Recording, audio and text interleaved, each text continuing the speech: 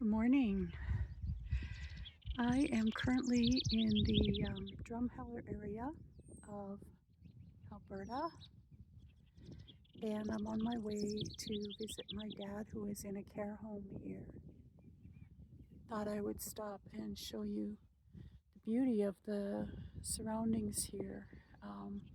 This is the Badlands area, what they call the Badlands area, where the river has eroded um, the surroundings, and so you can see a lot of layers um, in the sediment and that behind me, and it includes a black layer of